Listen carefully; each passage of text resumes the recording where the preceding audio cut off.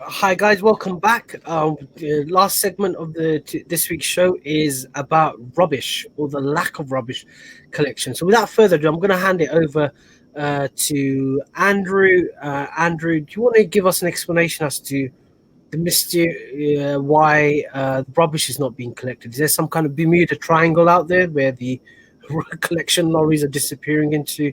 What's the reason why all our email boxes are being filled up with residents angry about the lack of rubbish collections in Tower Hamlets? Okay. Yeah, so first of all, the problem isn't just about rubbish collections. It's also people are seeing that the recycling waste is kind of just being mixed up with the general waste, so they're not separating the two. So people are asking, why bother doing, separating out our recycling if the council just lump it all together? And then the third issue is seems to be a technical issue with underground bins, and many of the new estates have these sort of underground bins where they're kind of got these big bins underground, which you can't see, but you just see the receptacles at the top. So the council's official explanation, and they've put this on Twitter, and I also know it from meeting Will Tuckley, the council CEO, a few weeks ago, is basically they've got staff shortages due to COVID. So either the staff are ill or they're having to self-isolate or whatever. They have taken on temporary staff, but those temporary staff may not know the routes and where the bin stores are. And it also appears to be a separate technical issue with the trucks, because you need specialist trucks to kind of pick the underground rubbish bins out of the ground and sort of empty them. And there appears to be a problem with those trucks as well. So it seems to be an accumulation of facts. And in terms of other parts of London, I mean, we've been trying to work out, is this an isolated issue? But all I can say is that because my sister is ill, she lives in Lewisham, I have to spend a lot of time visiting my sister in Lewisham, including putting out her bins. And there don't seem to be any problems there. She actually lives in SC4. I looked at the local Facebook group with about 20,000 people who live in SC4 postcode. There don't appear to be any problems, or people at least not complaining about rubbish collections in that area. So this does appear to be kind of unique to Tower Hamlets. We're not entirely sure about that. We're still checking. And I don't fully, there's something else going on that I don't fully understand, which I think explains this. So there's kind of like a black hole, so to speak, to do with rubbish collections. But what is clear is that there are lots of complaints. Well, I remember coming across this about over a year ago, speaking to a council contractor called Scott Nell, and I did a video on it, where Tower Hamlets Council decided to take the service in-house, and they used this CRM system, customer relations management system, where it basically told the drivers like what their route was, adding new things in, also in terms of accounting as well. So a lot of the rubbish is commercial customers, etc. And they decided to scrap that and go with a new system. And he was basically saying this is just completely doesn't make any sense. They're paying through the nose. And he was making the argument that the actual system that they're going for is not compatible with the lorries that they bought, and it's going to become a mess. Have you heard anything like that in terms of, it seems to be more than just people not turning up to work, it seems like. Yeah, so that's certainly possible. What we know obviously is the end of March last year is Tower Hamlets Council ended the contract with Veolia. So basically from the end of March last year, all staff, all vehicles, all systems are now completely owned or by Tower Hamlets Council, or the staff are all employed by Tower Hamlets Council. And we know at the beginning of last year they spent £10 million on a new refuse vehicle fleet, so new rubbish trucks, and the smaller vehicles as well were all brand new last year, and new systems as well. So they had to spend money on new systems as well. And this is not, to be fair to the council, this hasn't been a great start to kind of be doing, quite a dramatic change to operating this waste contract yourself, just as COVID is getting started. And I don't think they've ever fully recovered from that. And it may be the combination of that and the systems issues that Peru just talked about meant that they've never recovered. Whereas Lewisham, for example, has had a much more stable, rubbish collection service, pre-pandemic and post-pandemic. And so we might not know the answer until things, until COVID lifts and people are, not back at work. to know whether this is a problem or not. But the other issue that we've got is that Tower Hamlets Council has the second worst recycling rates in London.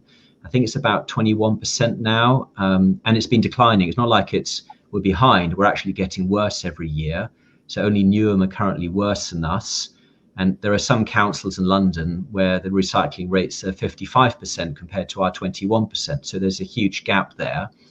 And we also know that in previous years that people's satisfaction with the recycling service has been declining sort of year on year. So this is something that predated COVID and predated, the council taking on the contract as well.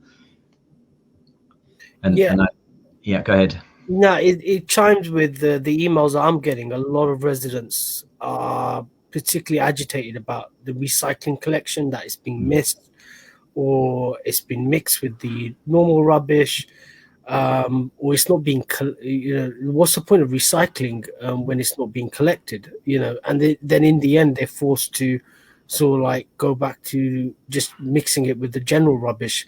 And that's been the experience I've seen anecdotally, where sort of like a household decides to take up recycling, and then due to sort of like the lack of service or infrequent service, they just give up and go back to their habit again. So it seems like more needs to be done in terms of recycling. I know they've stopped the the bulk waste, etc., taking that in, and that's been an issue. I know that some families have just left the bulk waste in their garden, kind of ish, but with no news of what's going to happen. So we literally got bulk waste building up in front of people's houses or in their gardens or in spaces. Have you had issues with the bulk waste? No. Well, last year, even when they were operating the service, it was very difficult to book it.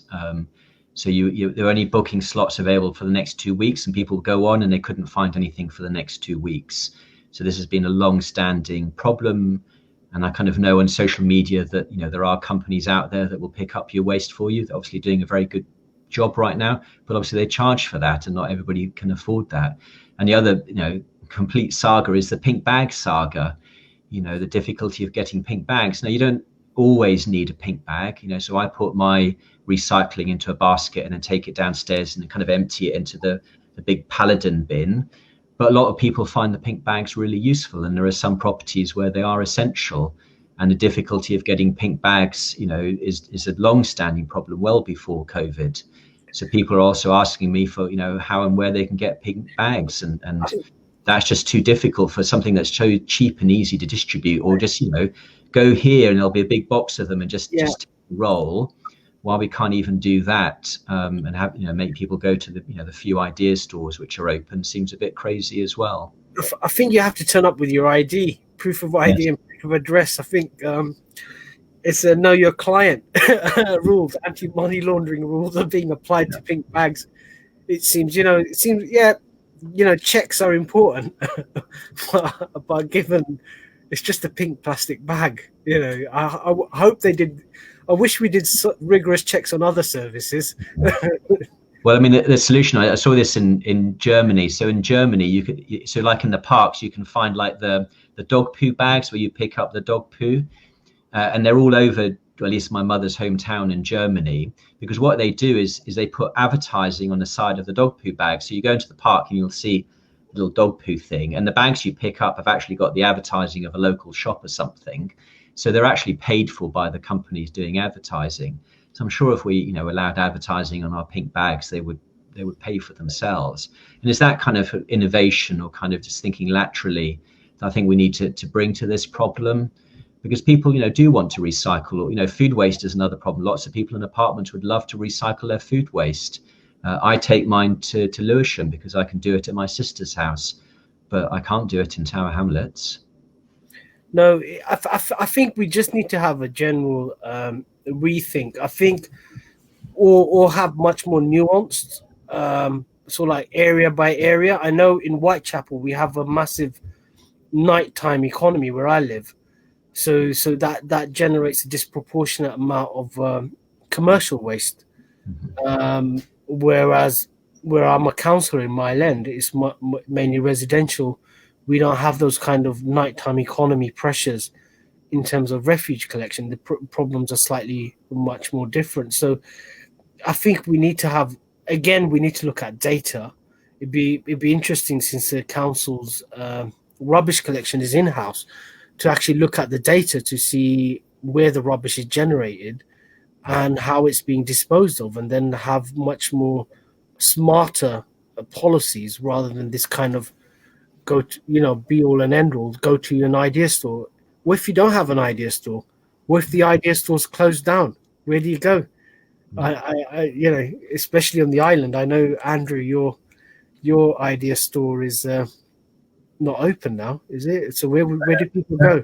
It's open, but it's not easily accessible for most residents, whereas Town Library is closed, and they used to have the pink bags behind the counter, but obviously we can't go there now. So, but it looks like it's almost 8 o'clock. So yeah, no, definitely. So this is the first time me and Andrew are doing this. So give us tips as to how we could improve. It is an odd kind of partnership. So someone asked me, am I related to Andrew? No, Andrew's not related to me or anything like that. Like, why are you working with Andrew? You're Labour, kind of ish. But what it is, we agree on certain things, we disagree on other things.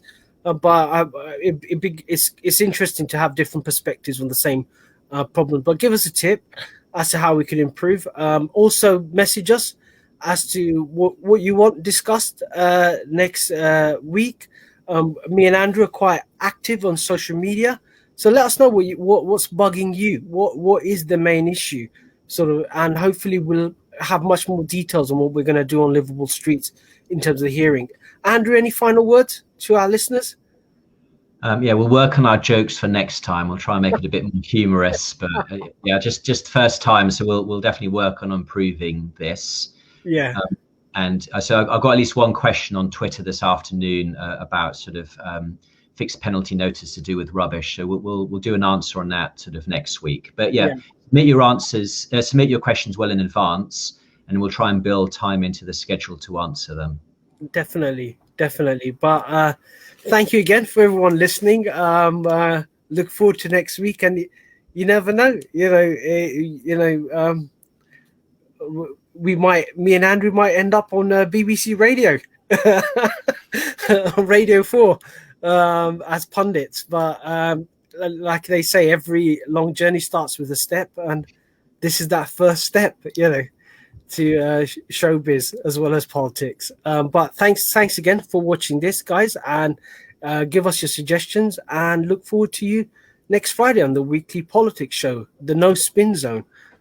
Get your facts, where we want to discuss facts, not myths, and get behind the issues of the day that's affecting you, the residents in Tower Hamlets and beyond in London as well. But thank you again for listening, and see you next week. Thanks.